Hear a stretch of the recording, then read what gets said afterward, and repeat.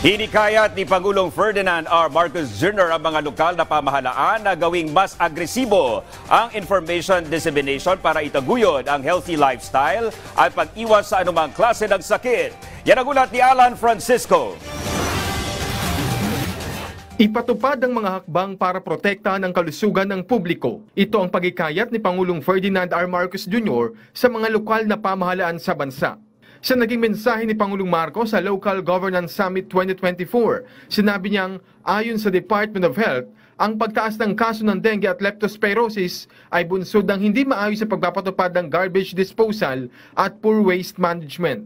Sabi ng Pangulo, ang problema sa solid waste management ng bansa ay nakaaambag din sa pagbaha na muling nasaksihan ng nanalasa noon ng bagyong Karina.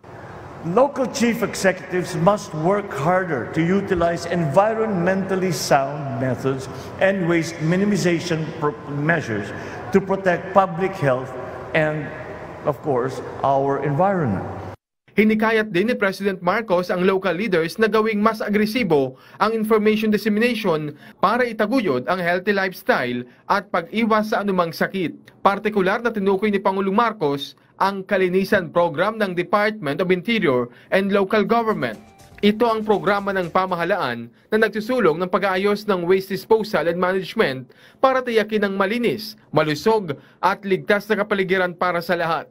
I call on the LGUs to continue your active participation in this initiative. This has always been a problem for our urban communities especially, where how do we get rid of the tons of waste that accumulate and to not leave them in the environment and to remove them from the exposure to people in their day-to-day lives. And that is something that we really have to look into and finally come to a solution to that problem. So usapin naman ng monkeypox o mpox, una nang inatasan ni Pangulong Marcos ang mga ahensya ng gobyerno na tuloy-tuloy lang sa monitoring sa mga lugar at tao na vulnerable o madaling mahawaan ng mpox. Sa naging pahayag ni Department of Health Secretary Teodoro Herbosa, ipinaliwanag niyang walang public emergency kaugnay ng mpox.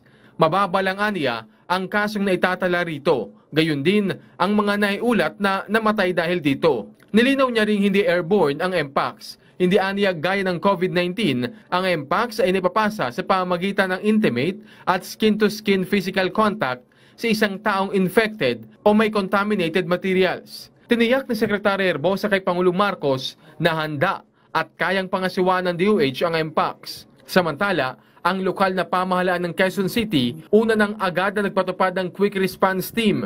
Ito'y matapos silang mabatid noong nakarang linggo na 2 establishmento sa Quezon City ang pinuntahan ng lalaking nagpositibo sa monkeypox. Kasabay nito, ang pagikayat ng pamahalaan na i-report agad kung makararanas ng sintomas ng mpox tulad ng lagnat, pamantal o paltos sa balat. Dapat hindi tayo mag-panic or maging alarm kasi kung alam natin kung paano tayo mahawa, kailangan natin protektahan yung sarili natin. Ang mga high risk natin ay yung mga multiple sexual partner. Kung merong simptomas na similar to mpox, kailangan po pumunta sa nearest health facility. Alan Francisco, para sa Pambansang TV, sa Bagong Pilipinas.